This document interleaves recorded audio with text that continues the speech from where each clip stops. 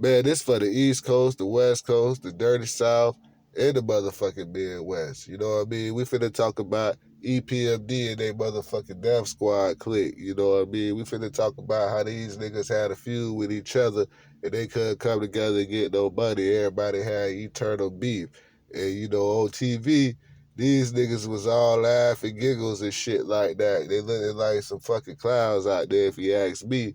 But Eric Sherman, he was a real one the whole time because, you know, he only focused on making that music. And he was bringing out all type of hit records, back to back, back to back, back to back, nigga. Anybody he touched, he was blessing them. And you know what I mean? They say that boy Parrish, on the other hand, he was the businessman. He was the one that kept that paperwork straight. And they say that boy was digging in the cookie jar. You know what I mean? So they had to pay that boy a house call. You know what I mean? Eric Sherman had to pay some of them Brooklyn guys to come run up in that motherfucking spot and twist it upside down and turn up everything upside down in that motherfucker.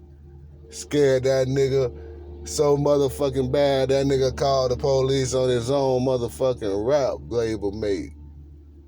You know what I mean? They said it was evidence in the house, but it wasn't no evidence. If I'm over, it's at your house, nigga.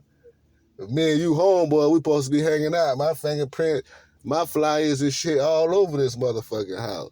So how the fuck they found out that Eric Sherman had something to do with it? Because, you know, Eric Sherman started asking questions about the money in the business and, you know what I mean, the percentages and shit. And, you know what I mean, that's what happened. And that's how all the trouble started. And, you know what I mean, Eric was like, man, fuck that. I ain't paying these country boys nothing, man. This all my money. You know what I mean? These niggas ain't smart enough to know what kind of points they get, what type of residuals. I'm going to keep fucking them. And K Solo already knew what time it was, so he was always outspoken like, nigga, where my money at? Nigga, you better have my cheese. Even though Eric was getting fucked over, K Solo was trying to tell him, but K Solo knew how to go get some money because K Solo had been in prison already, and Parrish was kind of scared of him already. But motherfucking Keith Murray, he wanted to get high, smoke chocolate tie, get drunk and shit, and fight all the time. You know, he over there fighting with motherfucking Tupac. This nigga fighting with Mobb Deep. This nigga done fought everybody, done got stumped the fuck out. You know what I mean? He done fucking snatched mics out of motherfucking rappers' hands, man. This nigga here is a straight fucking clown, but he had bars, you know what I mean? And him and Fredo Starr had something going on with Onyx, man. But you know, we ain't gonna talk about that either. But yeah, man, these niggas had eternal beef because, you know, K Solo had beef with DMX. And you know what I mean? Redman was like, nigga, we twins, nigga, we brothers. And him and Redman went on the road and started doing their thing. And what do you know?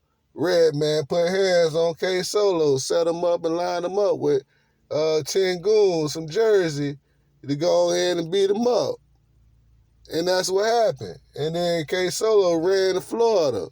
But before he ran to Florida, he went to Death Row and tried to sign over there with Suge Knight, but Suge Knight was having those meetings in the Red Room and slapping niggas around. So, you know, K Solo left. You know what I mean? Left his masters, left everything. He hauled ass, you know what I mean? Because he went over there with that producer who got slapped around. You know, we ain't gonna say no names. You know, the East Coast producer, you know what I mean, who had a song and Suge slapped his ass around, you know what I mean? He went down there with them, all the East Coast guys, you know what I mean? Who's the man with the master plan? You already know, man. I gotta tell it how it is, man, you know what I mean?